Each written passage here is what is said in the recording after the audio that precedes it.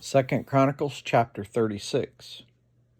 And the people of the land took Jehoahaz, son of Josiah, and made him king in Jerusalem in place of his father. Jehoahaz was 23 years old when he became king, and he reigned in Jerusalem 3 months. The king of Egypt dethroned him in Jerusalem and imposed on Judah a levy of 100 talents of silver and a talent of gold. The king of Egypt made Eliakim, a brother of Jehoahaz, king over Judah and Jerusalem, and changed Eliakim's name to Jehoiakim. But Necho took Eliakim's brother Jehoahaz and carried him off to Egypt. Jehoiakim was 25 years old when he became king, and he reigned in Jerusalem 11 years. He did evil in the eyes of the Lord his God. Nebuchadnezzar, king of Babylon, attacked him and bound him in bronze shackles to take him to Babylon. Nebuchadnezzar also took to Babylon articles from the temple of the Lord and put them in his temple there. The other events of Jehoiakim's reign, the detestable things he did, and all that was found against him, are written in the book of the kings of Israel and Judah. Jehoiakim, his son, succeeded him as king. Jehoiakim was 18 years old when he became king, and he reigned in Jerusalem 3 months and 10 days. He did evil in the eyes of the Lord. In the spring, King Nebuchadnezzar sent for him and brought him to Babylon, together with the articles of value from the temple of the Lord, and he made Jehoiakim's uncle Zedekiah king over Judah and Jerusalem. Zedekiah was 21 years old when he became king, and he reigned in Jerusalem 11 years. He did evil in the eyes of the Lord his God, and did not humble himself before Jeremiah the prophet, who spoke the word of the Lord.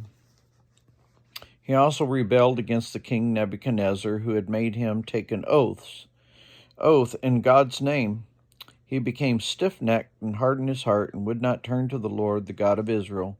Furthermore, all the leaders of the priests and the people became more and more unfaithful, following all the detestable practices of the nations and defiling the temple of the Lord, which he had consecrated in Jerusalem. The Lord, the God of their ancestors, sent word to them through his messengers again and again, because he had pity on the people and on his people and on his dwelling place. But they mocked God's messengers, despised his words, and scoffed at his prophets until the wrath of the Lord was aroused against his people, and there was no remedy. He brought up against them the king of Babylonians, who killed their young men with a sword in the sanctuary, and did not spare young men or young women, the elderly or the infirm. God gave them all into the hands of Nebuchadnezzar. He carried to Babylon all the articles of the temple of the Lord of God, both large and small, and the treasures of the Lord's temple, and the treasures of the king and his officials. And they set fire to God's temple and broke down the wall of Jerusalem. They burned all the palaces and destroyed everything of value there. He carried into exile to Babylon the remnant who escaped from the sword, and they became servants to him and his successors until the kingdom of Persia came to power.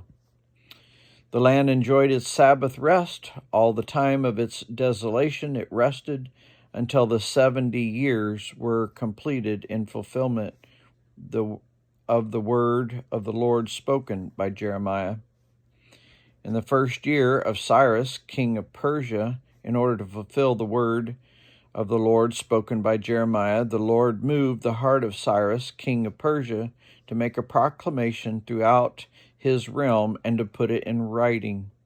This is what Cyrus, king of Persia, says: "The Lord, the God of heaven, has given me all the kingdoms of the earth, and he has appointed me to build a temple for him at Jerusalem in Judah. Any of his people among you may go up, and may the Lord their God be with them."